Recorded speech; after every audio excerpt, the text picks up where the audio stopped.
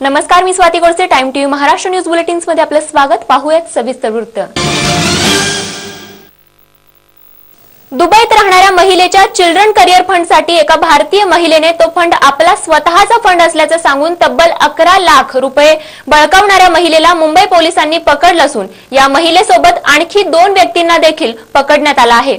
अटक केलेल्या आरोपींपैकी एक आरोपी हा त्याच बँकेतील कॉल सेंटरमध्ये काम करत असल्याची माहिती मिळाली आहे. मुंबईमधील UTI म्युच्युअल फंड मध्ये दुबईमध्ये राहणारी जेड कॅन्डिस कोरिया नावाच्या एका महिलेने आपल्या नावाने चिल्ड्रन करिअर फंड जमा केला होता, ज्याची माहिती UTI म्युच्युअल फंडच्या कॉल सेंटरमध्ये काम करणाऱ्या अमजद खान याला होती. अमजद खान याने या पैशांना काढण्यासाठी एक कट कारस्थान रचलं, पण या कारस्थानामध्ये अमजद खान याला आणखी 3 व्यक्तींची आवश्यकता होती. कारण अमजद खान ह्या ज्या महिलेच्या फंड मधील पैसे बळकावणार होता त्या महिलेच्या भूमिकेसाठी आणि त्या महिलेच्या पतीच्या भूमिकेसाठी अमजदला आणखी 3 व्यक्तींची आवश्यकता होती आणि म्हणूनच हे पैसे बळकावण्याच्या कट कारस्थानामध्ये अमजदने 3 व्यक्तींना सामील करून घेतलं. अमजदने तयार केलेल्या 3 व्यक्तींपैकी एका महिलेची ओळख जेड कॅन्डिस अशी सांगून दुबईत राहणाऱ्या जेड कॅन्डिस महिलेच्या नावाचे बनावट पॅन कार्ड बनवून घेतलं. त्यानंतर हे सर्वजण ठरलेल्या कारस्थानाप्रमाणे जेड कॅन्डिस कोरिया या महिलेच्या चिल्ड्रन करिअर मधील 11 लाख रुपयांचा फंड घेऊन फरार झाले. या सर्व प्रकरणानंतर काही दिवस उलटल्यानंतर दुबईतील जेड कॅन्डिस कोरिया नामक महिलेने तिच्या फंड विषयीची माहिती जाणून घेण्यासाठी बँकेत चौकशी केली असता या महिलेला धक्कादायक बातमी सांगण्यात आली की तिच्या नावाच्या फंड मधील सर्व रक्कम गायब आहे. या महिलेला जेव्हा या सर्व प्रकाराबाबत माहिती मिळाली त्यानंतर या महिलेने बोरिवली पोलीस स्टेशन मध्ये या प्रकरणाची तक्रार नोंदवली. जेड कॅन्डिस कोरिया या महिलेने दिलेल्या तक्रारीची दखल घेत या सर्व प्रकरणातील एकूण 4 आरोपींना बोरिवली पोलिसांनी अटक केली आहे. अमजद खान, दीपा मिश्रा, जयश्री पटेल आणि राजीव सिंग अशी या आरोपींची नावं आहेत. अटक करण्यात आलेल्या या आरोपींकडून पोलीस सध्या यांच्याकडून ही माहिती मिळवण्याचा प्रयत्न करत आहेत की आजपर्यंत या लोकांनी अशाच प्रकारची किती कामं केली आहेत. UTI म्युच्युअल फंडाचे मॅनेजर सुहास साठे हे माझ्याकडे 14 मे 2014 रोजी माझ्या ऑफिसमध्ये आले आणि त्यांनी मला सांगितलं की दुबई येथे राहणारी मुलगी जेड कॅन्डिस कोरिया हिच्या नावाने UTI म्युच्युअल फंडामध्ये चिल्ड्रन केअर फंड यामध्ये जे ठेवलेले पैसे होते ते 10,83,000 हे काढून घेतलेले आहे आणि ते state bank of India Mira road शाखेमधून ते काढून दिलेले आहे आणि ते काढून येताना CCTV फुटेजमध्ये एक पुरुष आणि एक स्त्रीचा फोटो आलेला आहे आणि त्यांनी ते मला ते दोघांचे फोटो दाखवले आणि ते सांगितलं की हा जो पुरुष आहे तर तो पुरुष UTI म्युच्युअल फंडाचे कॉल सेंटर यामध्ये कामाला होता. म्हणजे त्यांनी तेवढं आम्हाला क्लू दिल्यानंतर आम्ही त्याचे पत्ते वगैरे सगळं शोधून आम्ही त्याला पकडलं. बीड शहराच्या वैभवामध्ये भर टाकणाऱ्या दीपमाळ व खंडोबा मंदिर परिसरात सुविधांचा अभाव असून खंडोबाच्या दर्शनासाठी आलेल्या भाविकांना बसण्याची देखील या ठिकाणी कोणत्याही प्रकारची व्यवस्था नसून लहान मुलांना खेळण्यासाठी ठेवण्यात आलेल्या खेळण्यांची देखील मोडकळीस आल्याची अवस्था आहे. या परिसरात पथदिवे देखील लावण्यात आलेले नाहीत. यामुळे किमान या ठिकाणी म्हणजेच खंडोबा मंदिर परिसरात पाण्याची तरी व्यवस्था करण्यात यावी अशी मागणी इथले निवृत्त पुजारी व भाविकांकडून केली जात आहे. बीड जिल्ह्यात मोठ्या प्रमाणात पुरातन वास्तू आहेत. यामध्ये 16व्या शतकात बीड शहरातील दीपमाळ बांधलेली असल्याचे इतिहासाच्या अभ्यासकांनी सांगितलं आहे. या ठिकाणी असलेल्या खंडोबा मंदिराला समस्यांची घरघर लागली असून इथे भाविकांना पिण्याच्या पाण्याची देखील व्यवस्था नाही. मंदिर परिसरात सामाजिक वनीकरणाची काही झाडं लावलेली आहेत, मात्र वनीकरण विभागाचं या झाडांकडे पूर्णतः दुर्लक्ष असल्याने इथली झाडं कोणीही तोडून नेत असल्याचं इथल्या पुजाऱ्यांनी सांगितलं आहे. मंदिर परिसरात पुरातत्व विभागाचा बोर्ड लावला तर आहे, मात्र 2 महिन्यांपासून पुरातत्व विभागाचा कर्मचारी मंदिर परिसराकडे फिरकलेला देखील नाही. इथल्या समस्या सांगायच्याच कोणाला असा प्रश्न पुजाऱ्यांनी उपस्थित केला आहे. पाण्याची टाकी केवळ नावालाच आहे. बीड नगर परिषदेने 10 वर्षांपूर्वी खंडोबा मंदिर परिसरातील दीपमाळेच्या बाजूला पिण्याच्या पाण्याची टाकी बांधली होती. टाकी बांधल्यानंतर 2 ते 3 वर्ष टाकीत पाणी टाकलं.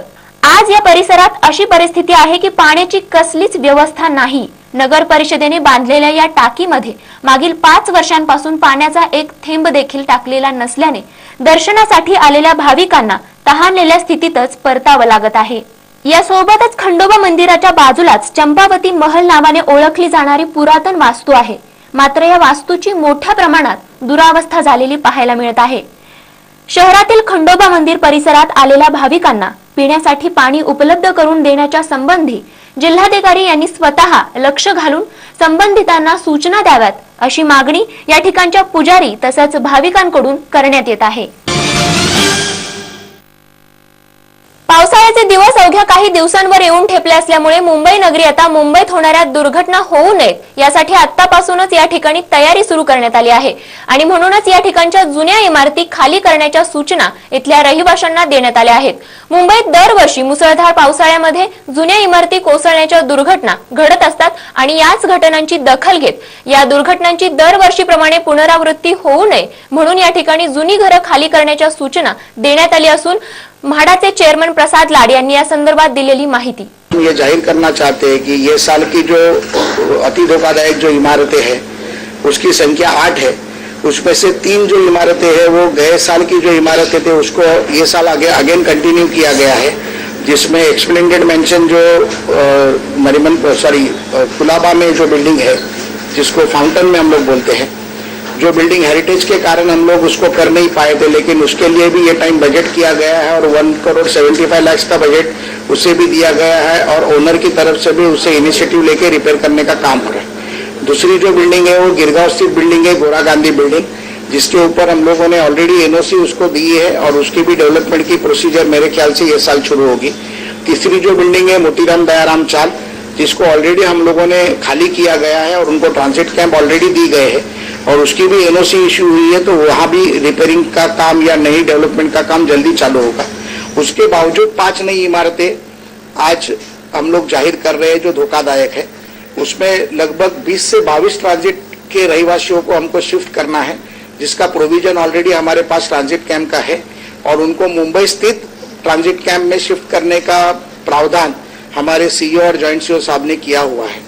और जिसके कारण मुझे ऐसे लगता है कि ये बिल्डिंगें हम लोग 7 जून के पहले खाली करेंगे और जो बिल्डिंग का रिपेयरिंग करना है उनको रिपेयर करेंगे और जो बिल्डिंग डिमोलिश करनी है उसको हम लोग डिमोलिश करेंगे. हमारे सीईओ साहब ने जो बताया है उसके मुताबिक 5 बिल्डिंग को हम लोग रिपेयर करेंगे और 3 बिल्डिंग को हम लोग डिमोलिश करेंगे. टोटल रहिवासी 200 से 214 के आसपास 215 के आसपास थे, जिसमें से बहुत सारी इमारतें ऑलरेडी ट्रांजिट कैंप में शिफ्ट हुई है. कमी वजन असलेल्या 2 नवजात बालकांना जिल्हा रुग्णालयाच्या अतिदक्षता शिशु विभागात दाखल करण्यात आलं होतं. तब्बल 1.5 महिन्यानंतर या 2 नवजात बालकांची प्रकृती सुधारली असून बालरोग तज्ञ व इथल्या संपूर्ण स्टाफच्या अथक परिश्रमामुळे या 2ही मुलींना जीवनदान मिळालं आहे. संतोष रघुनाथ नागरगोजे राहणार येवलवाडी व शेख अफसर राहणार इस्लामपुरा यांच्या मुलींचे जन्मजात वजन कमी असल्याने त्यांची प्रकृती चिंताजनक होती. सदरील नवजात मुलींना जिल्हा रुग्णालयाचे शिशु अतिदक्षता विभागात दाखल करण्यात आलं होतं. सदरील मुलींची 1.5 महिन्यानंतर प्रकृती सुधारली. इथल्या विभाग प्रमुख इलियास खान व तेथील सर्व कर्मचाऱ्यांच्या अथक परिश्रमानंतर या 2ही मुलींना जीवनदान मिळालं आहे. दरम्यान शिशु अतिदक्षता विभागात 27 व्हेंटिलेटर मशीन आहेत. या अत्याधुनिक उपचार पद्धतीमुळे गोरगरीब रुग्णांना याचा फायदा घेणं होत नाही. याच 2 मुली खासगी रुग्णालयात असत्या तर एका मुलीचे बिल 70 ते 80 हजार रुपये इतकं झालं असतं. टॉप रॉक म्युझिक कंपनी मार्फत मुंबईच्या लुक स्टुडिओमध्ये द व्हॉइस ऑफ हर्ट्स नावाच्या म्युझिक अल्बमचं अनावरण करण्यात आलं. कर्णमधुर आणि कौटुंबिक अशा 6 गाण्यांच्या या म्युझिक अल्बमचं अनावरण सुप्रसिद्ध पार्श्वगायिका अनामिका सिंग यांच्या हस्ते करण्यात आलं असून यावेळी संगीत क्षेत्रातील अनेक दिग्गज कलाकार मंडळीही यावेळी उपस्थित होते. हर टाइप के गाने इसमें सैड भी है, रोमांटिक भी है और आज जो गाने जिस टाइप के चल रहे हैं उस टाइप का भी इसमें एक सॉन्ग है. तो आशा करती हूँ कि हर टाइप के श्रोताओं को ये एल्बम पसंद आएगा. इस एल्बम का नाम है द वॉइस ऑफ हर्ट्स और नाम अनामिका सिंह जो मैं हूँ और इसका म्यूजिक किया है ए फरहान ने और इसमें गीत लिखे हैं फरहान हनीफ वर्सी जी ने. छू लूं आसमां को या फिर खुल के झूमूं दिल का हाल क्या है कैसे राज खोलूं. मजा आ गया और अभी भी बहुत अच्छा गुनगुना भी रही थी. सो बहुत खूबसूरत गाना है, बहुत प्यारा गाना है और हमारे सबसे प्यारे दोस्त सुरजीत जी प्रोड्यूस कर रहे हैं इसको. तो हम चाहेंगे कि ये गाना जनता सुने, हर कोई सुने. सो मजा आएगा. लोकसभा निवडणुकीत झालेल्या दारुण पराभवाचा आढावा घेण्यासाठी आणि येऊ घातलेल्या विधानसभा निवडणुकीची रणनीती आखण्याकरता काँग्रेसचे वरिष्ठ नेते मंडळींनी बैठक घेतली आहे. विद्यमान मुख्यमंत्री पृथ्वीराज चव्हाण, वरिष्ठ नेते सुशीलकुमार शिंदे यांनी नरीमन पॉइंट मुंबई इथे असलेल्या पार्टी मुख्यालयात ही बैठक घेतली होती. राज्यातील सर्व पार्टी जिल्हाध्यक्ष आणि इतर नेते मंडळी यावेळी उपस्थित होते. नुकत्याच झालेल्या लोकसभा निवडणुकीत काँग्रेस एनसीपी आघाडीला राज्यातील 48 जागांपैकी केवळ 6 ठिकाणीच यश मिळालं.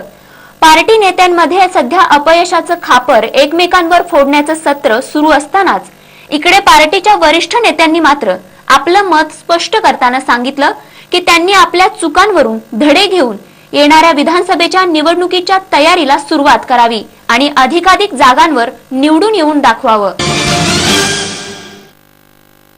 या न्यूज बुलेटिन्स मध्ये वेळ झाली इथेच थांबण्याची. तुम्ही पाहत रहा टाइम टीव्ही महाराष्ट्र न्यूज, अचूक वेळ खरी गोष्ट. नमस्कार.